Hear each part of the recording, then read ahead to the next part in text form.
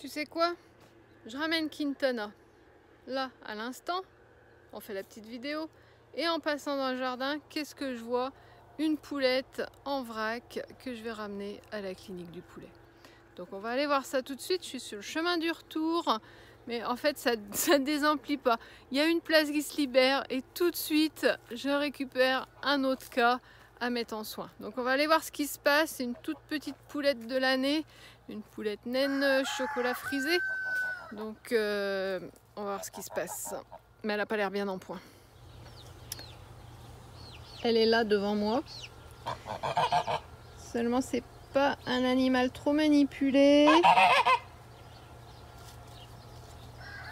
Je vais donc voir si je peux l'attraper. Il y a une aile en vrac. Il y a une patte en vrac. Il y a l'aile droite. Ici, la patte gauche en vrac. Donc, je vais attraper la petite chose. Ben, c'est qu'elle peut pas du tout se déplacer, mais elle essaye quand même de m'échapper dans les ronces. Donc bon, c'est attrapé. Alors effectivement, il y a un gros problème locomoteur. Les pattes sont plutôt inertes. Ça ressemble à un choc au niveau du rachis ou du bassin. C'est assez fréquent chez les poulets, c'est leur point faible.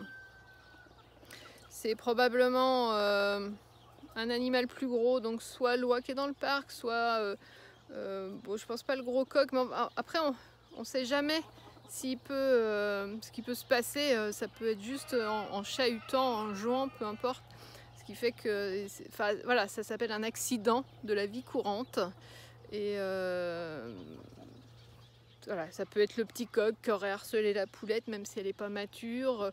Ça peut être une autre poule voilà, en bougeant pour n'importe quoi, pour la bouffe, même si je fais toujours très attention à ça, on n'est jamais à l'abri.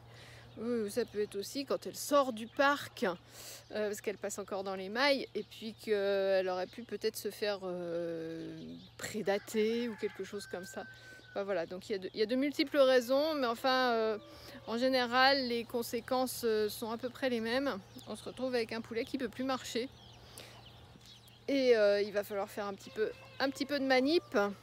Oula, il y a le soleil. Il va falloir faire un petit peu de manip, un petit peu de rééducation, et puis une bonne alimentation, et puis ça devrait repartir. On se retrouvera dans quelques jours pour voir où elle en est.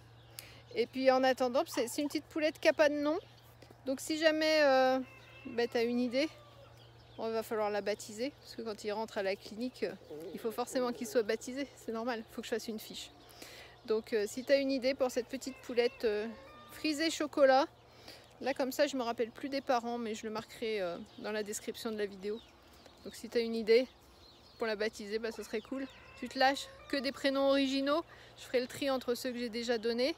Et comme d'habitude, il y aura un petit cadeau pour celui ou celle qui aura baptisé et qui deviendra parrain ou marraine de cette petite poulette. Je te dis à très vite pour des nouvelles. Bye bye.